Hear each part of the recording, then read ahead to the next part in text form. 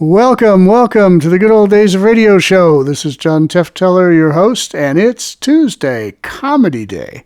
And we are in the middle, or at least approaching the middle, of a month-long salute to Mr. Jimmy Stewart. He didn't do a lot of comedy, but he did some, as evidenced with the Bergen and McCarthy show that we featured last week. This one I'm very curious about. I have not heard this, so I'm going to listen to it now, right along with the rest of you. It's an episode of It Pays to Be Ignorant, which is one of my all-time favorite corny, stupid, wonderful, funny, odd programs from January 24th, 1947. CBS Network, sponsored by Philip Morris. So you get your cigarette commercials coming at you soon.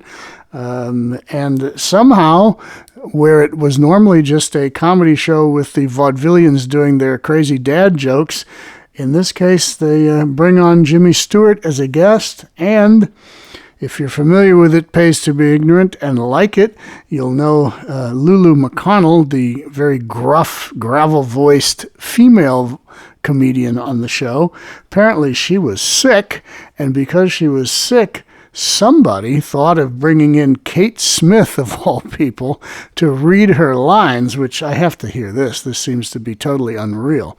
But okay, Kate Smith imitating Lulu McConnell and Jimmy Stewart. It Pays to Be Ignorant, January 24th, 1947. Here we go. Next on KNX, It Pays to Be Ignorant, followed by Maisie.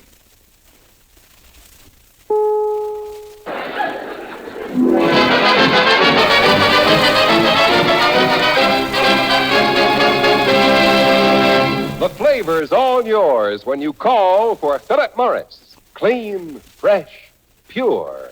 America's finest cigarette. What is a misleading figure? A woman with a girdle on. Correct. Pay the man $9. What is a half-breed? A man who breathes through one nostril. Correct. Pay the man $9 because... It pays to be ignorant.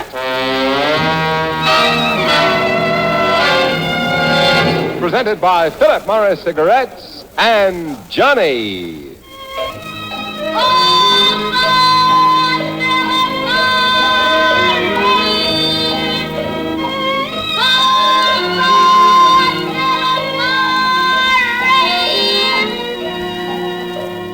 Ladies and gentlemen, here comes Johnny. Johnny with an invitation to try Philip Morris. So clean, so fresh, so pure. America's finest cigarette.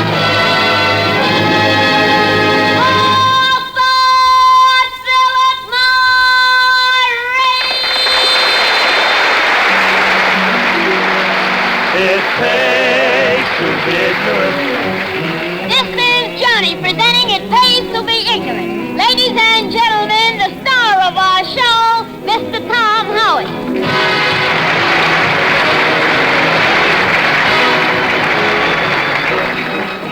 Thank you, Johnny, and good evening, ladies and gentlemen. Friday night, another session of that quiz program that became an institution, with a board of experts who belong in one.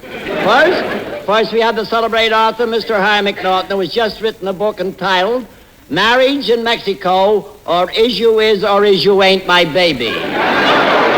But here he is, Mr. Harry McNaughton. Thank you. I have a poem, Mr. Howard. Yeah, I expected that. Yes. An Eskimo sleeps in his white bear skin and sleeps very well, I'm told. Last night I slept in my white bear skin, and I'm telling you, brother, it was cold. You know that I got goose pimples on my goose pimples? Okay, Yes. fine. All right. Next we have a man who the day he was born, or shortly after, his mother had to buy him back from the dog catchers 3 times. A man who was sent home for the 2nd grade for not shaving, Mr. George Shelton. You know, I was up to my Uncle Webfoot's farm last week, Mr. Howard. I see. And as I was looking around the farm, 2 rabbits dashed by. I see. They were being chased by about 10 dogs. I see. And as they got close to me, one of the rabbits said to the other, "Let's stop here for a minute, and we'll outnumber them." I see.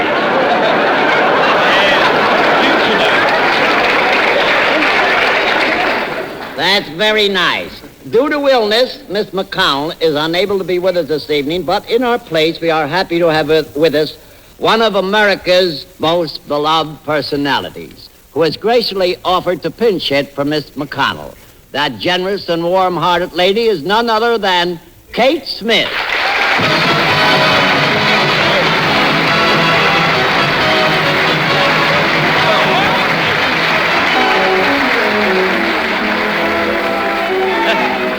Thank you, Mr. Howard. Miss Smith, don't you think Mr. Howard is a very cheerful chap? Yes, I do, Mr. McNaughton. And don't you think he's generous? Well, I wouldn't know about his being generous. Why do you say that? Well, one day he came into the soda fountain where I was with a few girlfriends of mine, and he said, "Well, girls, what are we going to have, rain or snow?" Yes. Thank you, Miss Smith. Thank you, Mr. Howard. I see. Now, let's get on here with the first question. Yes. And see how we can make out with it. I've just introduced the experts to you folks, so sue me. My lawyer's name is Engelman. Here is the first question for this evening. Mike. Where is the game of ice hockey played? On a tennis court, a pool table, or on ice? Well, that's an easy question. Do you know the answer, Miss Smith? Not that easy. I see. Mr. Howard, would you mind repeating the question? Where is the game of hockey played? On a tennis court, a pool table, or on ice? I used to play hockey when I went to school. You played hockey in school? Yeah, the truant officer was always after me. That's hooky, Mr. Sheldon. It is? Yes. Mr. Howard, did you hear about the fellow who took his girl into a pawn shop? Why? He wanted to get her alone. Hello? Oh, I'm naughty, you know.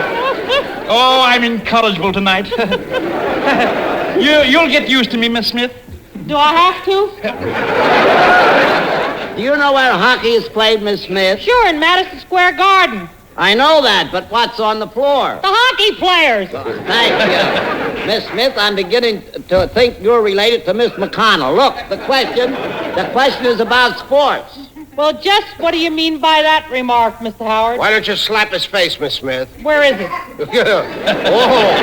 Oh, that's a good question. Who sent that in? Yes, that's a good one. As I said, the question is about sports. What's your favorite outdoor sport, Miss Smith? Ice skating. Ice skating. Well, really? Really? Tell me, can you make the figure eight? Why, sure. And I can do it the hard way. 2 4s. That is. What's your favorite sport, Mr. McNaughton? Tiddlywinks. You play tiddlywinks? Mike, what position? Left tiddly. Awfully jolly. That got a nice tiddle. Yeah, it did. Mr. McNaughton, please, when better heads are made, try and get one. Yes. Look, let me help you with the question. The sport I'm talking about is played on skates. What kind of skates? All right, ice skates. Oh, you know the last time I went skating, I tried to make a figure for hours. What happened? She slapped my face. I see.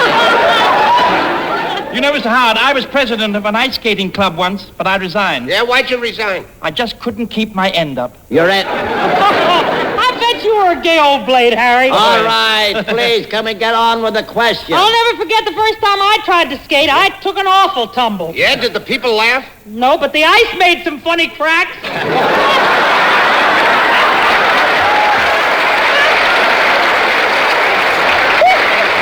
What's the use? Johnny, suppose you step in here and find these 3 characters, will you please? Certainly, Mr. Howard, I will find them 202 Philip Morris cigarettes, which I'll give to this lady in the audience. Thank you.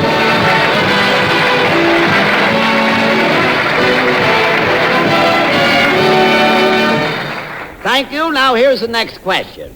What state is mentioned in the title of the picture, California?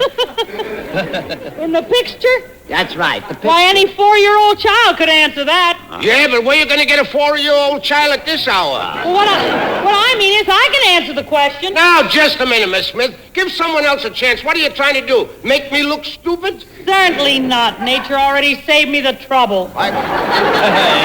Look, I don't care who answers the question. You don't? No, I don't. Then you answer it. Look. Yeah. I am not here to answer questions. Well, what are you here for? You know, I was wondering about that myself, Mr. Sheldon. The question is, what state is mentioned in the title of the picture, California?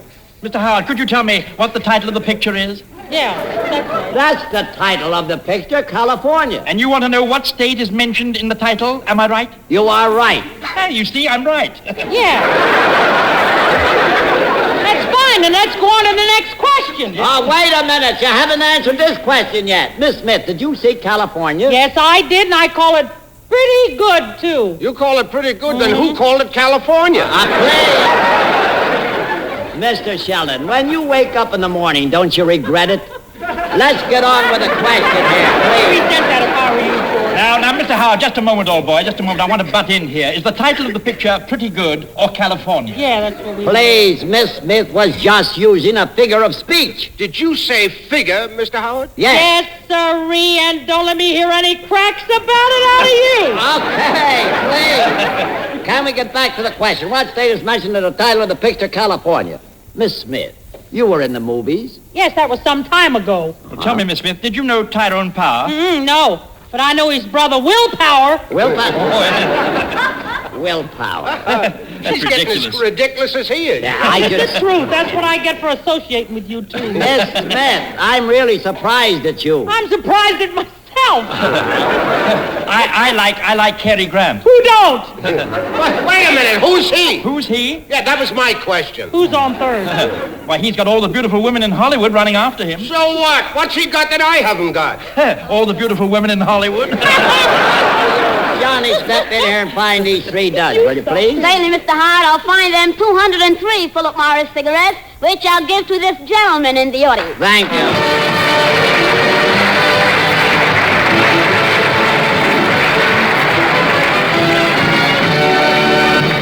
Well, Ken, how about having Ray Porter's Esquire sing something for us at this point? Well, they're right here, Tom, waiting with a brand new arrangement of one of the bright tunes from the new Broadway hit, Finnegan's Rainbow, on that great Come and Get It Day. Good. On that great come and get it day. Won't it be fun when worry is done and money is paid? That's the time things will come your way. On that great, great come and get it day. I'll get my gal, that calico gal. I'll get my mule, that acre of ground. 'Cause word has come from Gabriel's horn. The earth beneath your plow is a button and now it's yours.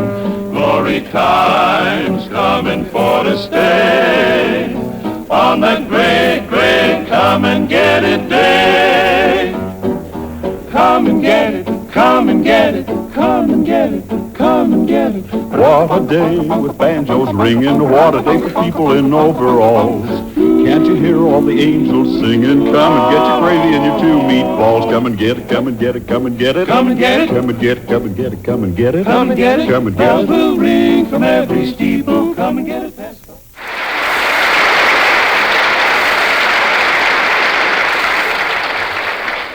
It stands to reason that whatever cigarette you smoke, that cigarette, in your opinion, is a good cigarette. Otherwise, you just wouldn't smoke it.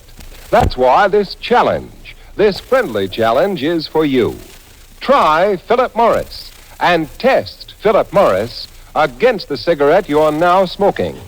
Test it for taste and notice the taste. So clean, so fresh, so pure, that makes Philip Morris so good to smoke. Test it for flavor and notice the rich, natural flavor in Philip Morris that comes of the world's finest tobaccos. Test it for pleasure, pure smoking pleasure. And notice how Philip Morris brings you those easy moments of perfect relaxation. Yes, you be the judge. Match Philip Morris with the cigarette you are now smoking. Compare critically for taste, for flavor, for smoking pleasure. We believe that you, too, will call for Philip Morris because you, too, will agree that Philip Morris is America's finest cigarette. Always better, better, Always. Nice work, Ken. It's marvelous how those words flow from your mouth. Well, thank you, Tom. And now who's our first contestant this evening? Well, we have a very nice young man coming to the microphone, Mr. Howard, a Mr. Stewart. Oh, thank you.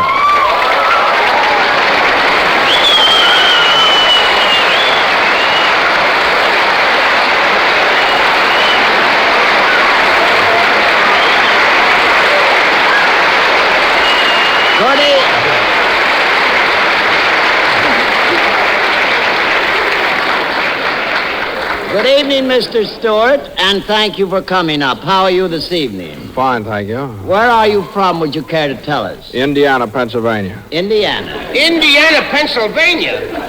Well, make me a politician and call me influence. I used to work in that town. Look out, you'll crack a tonsil. No, Just that's ignore right. him, Mr. I was a farmer in a candy factory. You were a farmer in the candy factory? I used to milk chocolates. All right, please. So you're from Indiana, Pennsylvania, Mr. Stewart, is Yes, that right? yes, I am. Strangely, I knew some people that lived in Indiana. I knew a man by the name of Stewart that used to run a hardware store. Did you know him? No, hardware store, yes. Yes, you knew him? Yes, I was related to him by marriage. Oh, you were? What, brother-in-law or something? Well, it was my father. Oh, gee, well, isn't that a coincidence? A blood relation. Blood relation. Yeah. Why don't you try to borrow some? Thank you, Mr. Shelby. That's all right, not at all. I see. You know, I thought your face looked familiar, Mr. Stewart. So Right. you're old Alec Stewart's son. That's right. Isn't that marvelous? Well, give Alec my regards the next time you see him. I will sure you? will. Yes, I'll Thanks very much. appreciate that. It certainly is. What do you work at? Are you in the hardware business, Mr. Stewart? What do you do? What do you work at? I'm an actor. Oh, an actor. You mean like in the theater or the movies? Or? No, I work in the movies. Oh, yes? Have you ever made any pictures? Yeah, a few. A few. Well, of all the blockheads. Mr. Howard, that's Jimmy Stewart. I know that. Alec Stewart's son. I know that. Know him well. Know his father. Mr. Howard, everybody knows Jimmy Stewart. Certainly, I even know him. I've seen him in the movies. Sure. That's the fellow that says to the girl, I love you. Come to the Casbah. Wait a minute. Please come to the Cas Bar. You're wrong, Mr. Sheldon. You're thinking about Spencer Tracy. Mr. McNaughton, certainly you've seen Jimmy Stewart in the movies, haven't you? I'm afraid not, Miss Smith. No, you see, I never go to the cinema. But he's not in the cinema. He's in the movies. Jimmy, what in the world are you doing on this program? What in the world? You know, I was sort of wondering the same thing about you. Miss Smith is just slummy, Mr. Stewart. Well, I sort of saw a sign out the theater reading, it pays to be ignorant, so I thought I'd come in and see how much it pays. If it pays to be ignorant, I should clean up some dough around here. Tell me, have you heard this program in Hollywood, Mr. Stewart? Oh, yes, I have. And that's another reason why I stopped in. I wanted to see if your board of experts had heads. Yes, they have. Yeah. Why, how dare you, Mr. Stewart? How dare you, sir? How dare I'm you? sorry, I Why, just how dare wondered you? You about- padded cell, you straitjacket, you crossword puzzle, you jigsaw puzzle. Wait, what are you saying, Mr. McNaughton? I'm putting him in his place. Oh, all right. Say, you know, I'm thinking about shipping out to Hollywood and going into pictures myself. What is that? I thought there was a law against shipping dope. You're right. No, that's all right. Mr. Howard isn't going with me. All right. Say, Jimmy, I want to tell you that we're mighty proud of the great job you did with the Army Air Force. Thanks, Kate. Thanks, Kate.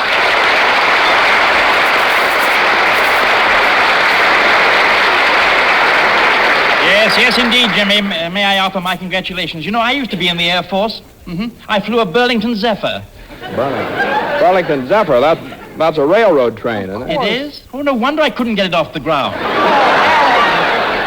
Say, Is it true, Mr. Stewart, that some actors in Hollywood make $5,000 a week? $5,000 a week? Yeah. Sometimes I have to work all day for that. Please.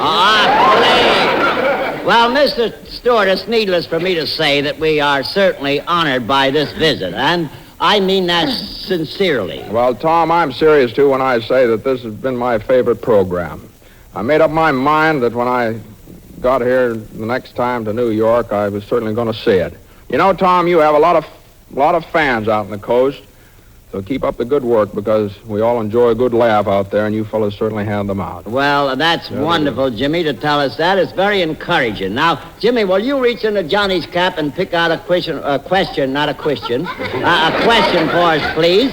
And will you read the question if you don't mind? Just take your time and read it. 6 and 7/8. 6 and 7/8.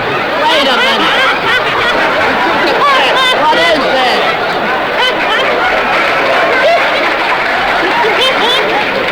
Mr. Howard, he took the lining out of my cap. Pardon me.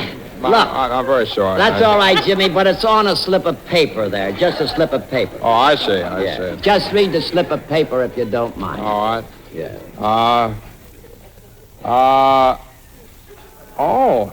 How many families live in a 4-family house? How many families live in a 4-family house? 8, Mr. Howard, 8. How do you figure 8 families in a 4-family house? Well, have you heard of the housing shortage? You dumb cluck, you. Please. Yeah, you said it. It used to be 2 cars in every garage. Now it's 2 families. All right, if you want to get technical, how many families are supposed to live in a 4-family house? Is that better? Much better, Mr. Howard, much better.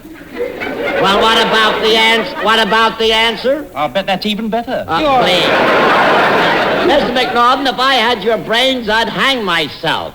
Couldn't you do a better job with the rope? Please. Let me get back to the question. It's about houses. Oh, I have a house in the suburbs. Suburbs? What's that? That's French for it's a long bus ride. Yes, I live in a very old mansion. It has stood for over 200 years. Nothing has been touched or altered. Nothing has been repaired or replaced or... You must have the same landlord I have. Where do you live, Miss Smith? Oh, I have an apartment. You have, I named my apartment Charlotte Arms after my mother. That's odd. I named my apartment Venus Arms. That's silly. Venus doesn't have any arms. I have no apartment. Oh, my word. Oh, my word, Mr. Shelton, no apartment. No. Where do you live, old boy? Central Park South. Central Park. Central Park, what's your address? 59th Street entrance, 3rd bench to the left. I say, tell me, Miss Smith, have you a large apartment? Well, I have 6 rooms, counting the bath. Baths don't count. I was brought up differently. Thank you, Miss Smith. Look, I'm here, remember? We have a question. You know, my Uncle Webfoot has a beautiful house. Boy, his bath is out of this world. Isn't that rather inconvenient on a cold night?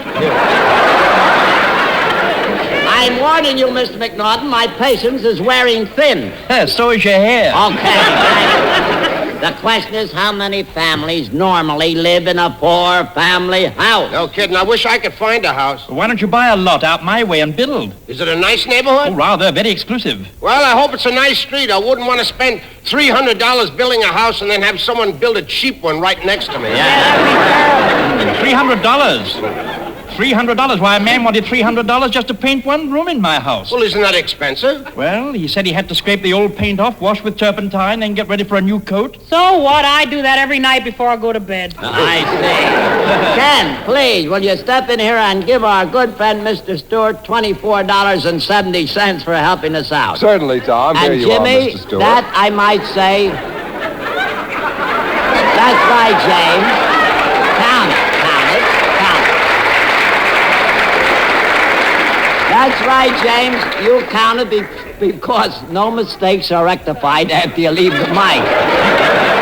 And that is all for you. No, it's not all for me. I got to play 10% of my agent. And Mr. Howard, I'd like to give Jimmy 202 Philip Morris cigarettes. Oh, well, that's fine.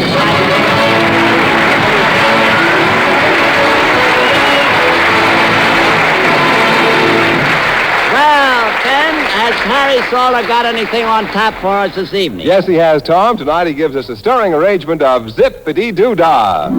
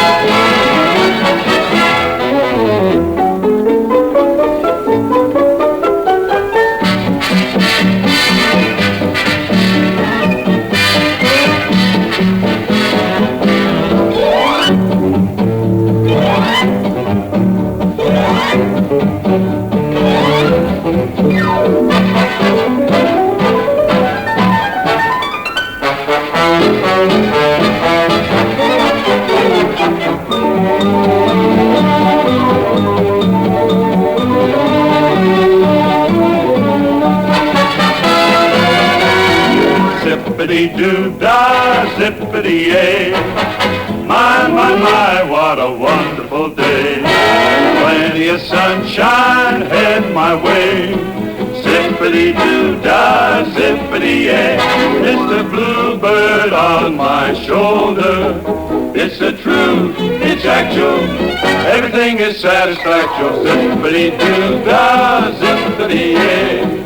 Wonderful feeling, wonderful day.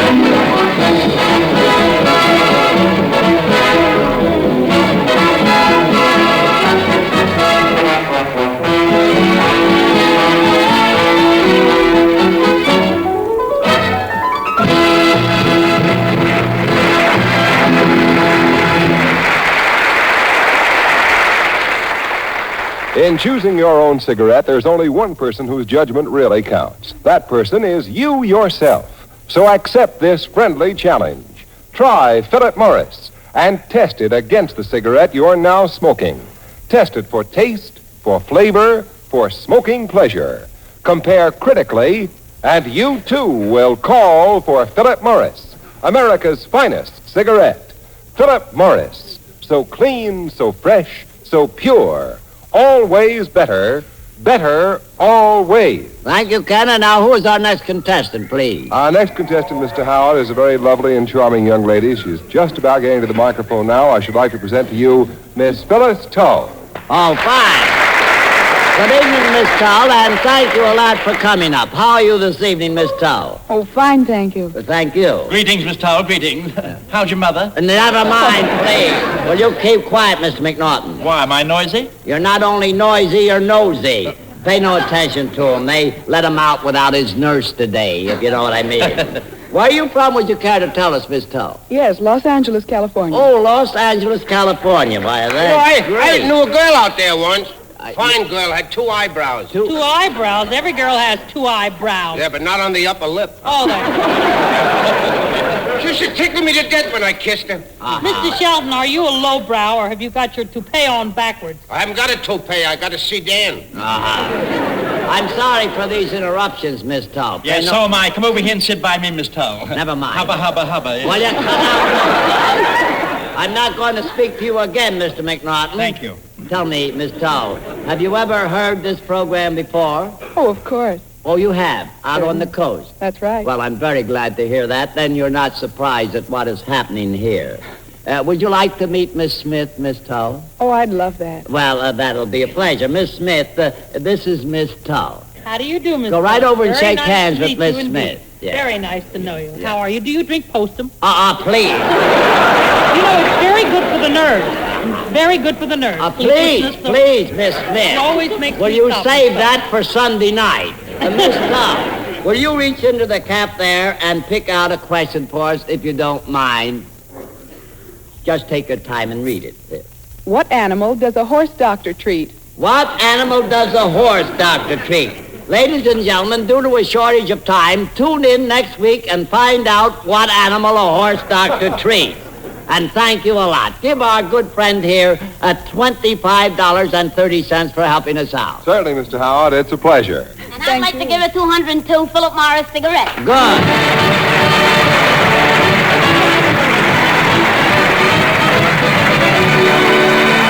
Thank you. Don't go away, folks. Meanwhile, here's our ignorant baritone from Hackensack Meadows to tell you what we mean when we say... It pays to be ignorant, to be dumb, to be dense, to be ignorant. It pays to be ignorant.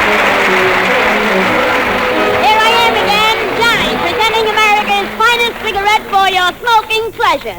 Yes, for all the good things you want in a cigarette, for taste, for flavor, for smoking pleasure, call for Philip Morris!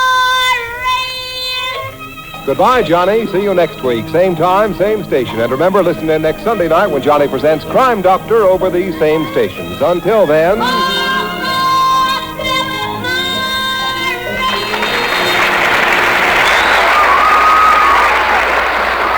Pipe smokers at ease. Take 5. Take Revelation. Yes, enjoy Revelation pipe tobacco, a blend of 5 glorious tobaccos. Load up, light up, and take 5. Take Revelation. Well, folks, it wasn't really worthwhile coming back, as Mr. Palazzi has just given me the high sign, which means it's high time we were closing up for this evening.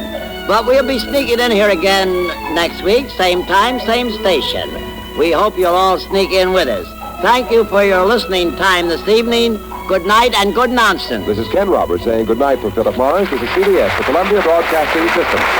KNX, Columbia Square, Los Angeles. Draft! Draft! Draft your dishes and oh, how they shine. Shine without wiping in half of the time and look bright. Bright! So don't you get left, get Draft. For dishes that shine even without wiping, don't get left, get Draft. Okay, your Tuesday dose of craziness, courtesy of It Pays to Be Ignorant, that was quite different. Let's see, the song Zippity Doodah, which they featured on that program, is from the very well-known but very seldom seen these days Walt Disney film Song of the South. When that film came out in about this same time, a little bit earlier, Zippity Doodah became pretty much close to a national anthem. I mean, every show was playing it, every place was singing it. And then now it's all kind of been buried in the Disney vaults because of the controversy over using the idea of a southern plantation and a black ex-slave as the lead in the film. You'll have to see it for yourselves if you can. Disney won't allow you to see it. They have it locked away, but it's out there and you can see it. And the film is actually quite interesting and quite well done. There are what we would now consider some racial elements in it, but overall, I think it's worth a look, and it's certainly an interesting film from a Disney perspective. In any case, that's what Zippity Doodah is, and that's why it was on this show. They assumed also that everybody listening to this thing was smoking because they really emphasized that. Well, compare our cigarette to whatever you're smoking, assuming that the entire audience was smoking. And maybe they were, I don't know. But the smoking culture from the 40s and 30s and all that is quite interesting, and it heavily promoted by the tobacco companies, including on this show. They got everybody hooked on cigarettes. They got massive amounts of lung cancer as a result. But nobody thought about that back then, or if they did, they certainly wouldn't say it publicly or anywhere near a radio microphone. So everybody just continued smoking themselves to death. All right. I never knew this existed, and Jimmy Stewart seemed a little bit uncomfortable doing the comedy on this thing. Kate Smith tried to get into it. There were moments when she was really trying to imitate Lulu McConnell, and there were other moments when she was, I don't know what she was doing, but she was trying anyway, and it comes off okay. But of course, nobody can replace the wonderful gravel-voiced Lulu McConnell, but hey, everybody gets sick. She was sick, so they brought in Kate Smith to do the part, and it resulted in one heck of an interesting show. So glad to feature it here on the Good Old Days of Radio show. Thanks to all the listeners. We, as far as I know, are still growing in listeners and growing in downloads and growing in popularity, and that's good. And as long as that continues, we will continue to bring you more great radio shows here on the Good Old Days of Radio show. At least that's my outlook on things. Okay, John Tefteller saying see you on Thursday for an episode of Suspense. We're going back to a little bit of suspense type stuff. This one again starring our featured star of the month. I feel like I'm on TCM. Our star of the month for this month is Jimmy Stewart. That's how they do it on TCM, but we're not TCM. We're Good Old Days of Radio show. All right, till then, see ya. Bye.